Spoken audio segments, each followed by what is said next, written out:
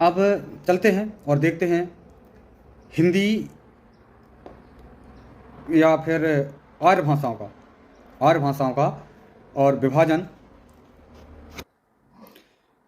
भारतीय आर्य भाषा काल का जो विभाजन है 3 खंडों में हुआ है। देखते हैं कौन कौन। पहला है प्राचीन भारतीय आर्य भाषा, द्वितीय है मध्यकालीन,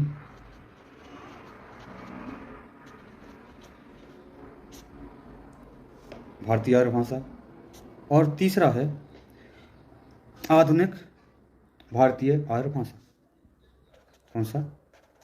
आधुनिक भारतीय आर्य भाषा। अब इनका जो विभाजन समय है देखते हैं कौन कब से कब तक है। तो है 1500 ईसा पूर्व। कितना? 1500 ईसा पूर्व से लेकर 500 ईसा पूर्व तक। कहाँ तक? 1500 ईसा पूर्व से लेकर 500 ईसा पूर्व तक। इसका मतलब यह है ईसा पूर्व का। ईसवी की शुरुआत ईसा मसीह के काल से हुई और वहाँ से 1 2 3 4 प्रारंभ हुआ। लेकिन ईसा मसीह के पहले भी ये दुनिया थी। तो जब ईसा मसीह का जन्म हुआ उससे 1500 साल पहले की बात है। अर्थात अभी 2023 चल रहा है। 2000 और 1000 और जोड़ लो तो 3000 और 500 और जोड़ लो तो 3500 और 23 ये जोड़ लो तो 3523 साल पहले से लेकर 2000 और 500 2500 साल पहले तक की बात है।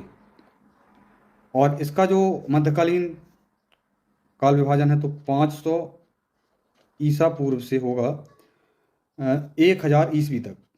1000 ईस्वी तक। अब हम ईसा के जन्म के इस तरफ आ गए। अभी ये है ईसा, ये ईसा है, यहाँ पर ईसा का जन्म हुआ। अब ईसा के बाद 1 2, लेकिन इससे पहले था ईसा का -1 -2।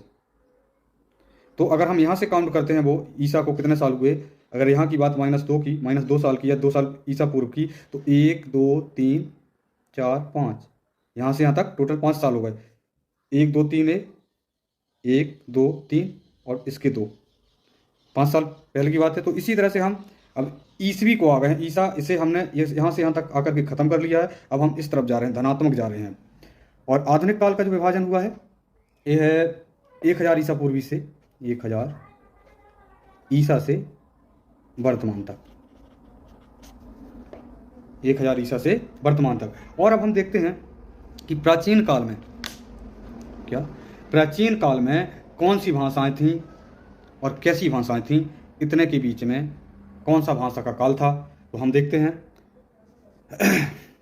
इस समय पर 2 भाषाएं अस्तित्व में थी, 2 काल अस्तित्व में थे। एक थी वैदिक संस्कृत। कौन सी? वैदिक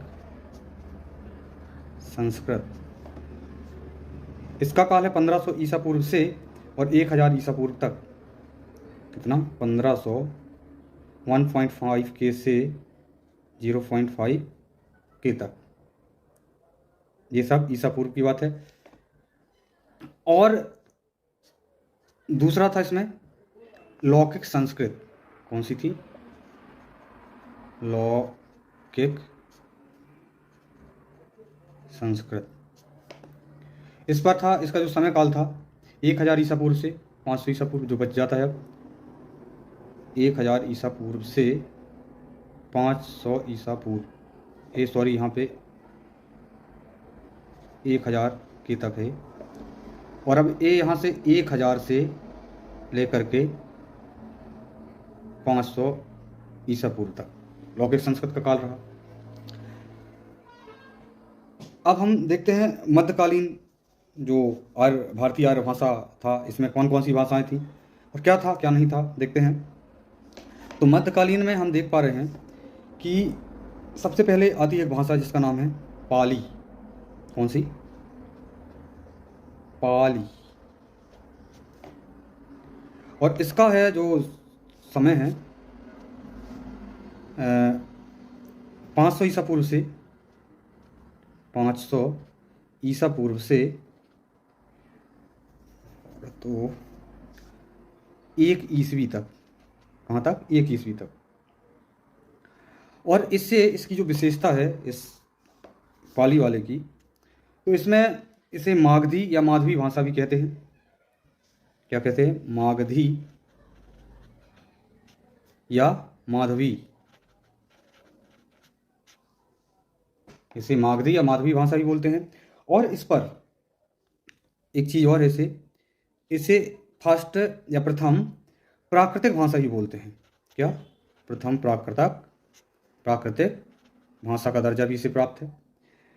और जो बुद्ध थे, भगवान बुद्ध से संबोधित करते हैं जिन्हें, बुद्ध के सभी उपदेश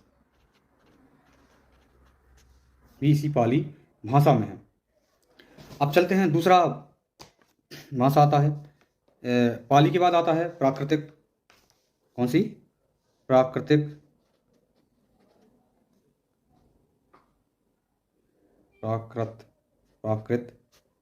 और इसका जो समय है 1 ईस्वी से और होगा ये 500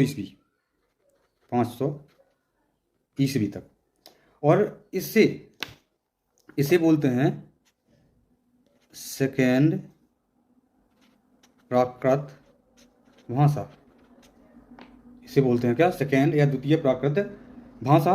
और इस पर जो पहली वाली थी, पाली थी, इस पर बुद्ध ने अपने सारे उपदेश दिए थे। और इस पर दिए हैं भगवान महावीर के सारे उपदेश। किसके?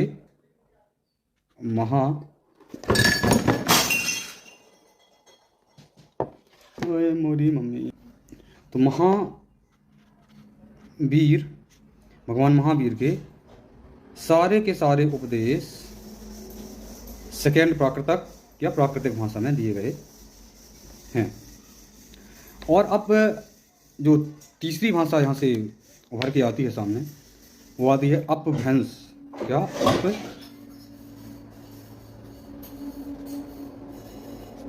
अपभ्रंश। और इसका जो जीवन काल है यह 500 ईस्वी से 1000 ईस्वी। और इस अपभ्रंश काल की खूबी है, इसे अपभ्रंश के अलावा अवहंस और ओहर, अवहंस, ओहर और अवहत्थ। क्या? अवहत्थ, हत्थ या हत्थ, अवहत्थ, अवहत्थ के नाम से भी जाना जाता है या कहा जाता है। और इसे कहा जाता है थर्ड या तृतीय प्राकृत भाषा। क्या बोला जाता है इसे? तृतीय प्राकृत भाषा भी बोला जाता है इसे। अब चलते हैं आधुनिक काल की ओर और देखते हैं आधुनिक काल में क्या हुआ है।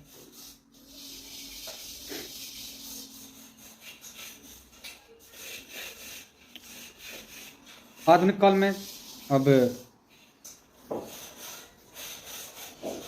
यहाँ पर प्राचीन, इसका जो काल है आधुनिक काल का 1000 ईस्वी से और वर्तमान तक है। और इस पर अब हिंदी अपने मूल अस्तित्व पर आ चुकी है, मूल रूप पे आ चुकी है। ये पाली से प्राकृतिक, प्राकृत से अपभ्रंश, अपभ्रंश से फिर वो अवहट्ट, फिर प्राचीन हिंदी। क्या? ये अपभ्रंश के बाद जो आई वो आई अवहट्ट, यहाँ से अवहट्ट हो गई। और फिर अवहट्ट के बाद हो जाती है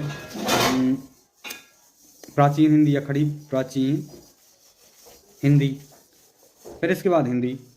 और इस तरह से भारतीय और भाषा का काल विभाजन, संक्षिप्त काल विभाजन संपन्न होता है। और अब हम देखते हैं हिंदी भाषा क्रम का विकास, जो विकास क्रम है। तो यही हमने देखा है, तो इसे संक्षिप्त रूप में देख लेते हैं। हमने देखा पहले आया था अपना, अगर हम विकास क्रम की बात करें, विकास क्रम, तो हमने देखा पहले संस्कृत, कौन सी संस्कृत? लेकिन वैदिक संस्कृत, फिर आई अपनी लौकिक संस्कृत, लौकिक, संस्कृत, फिर आई पाली, फिर प्राकृत, फिर आई अपभ्रंश, फिर अवहट्ट,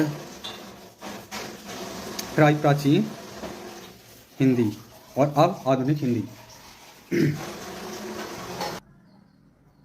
अपभ्रंश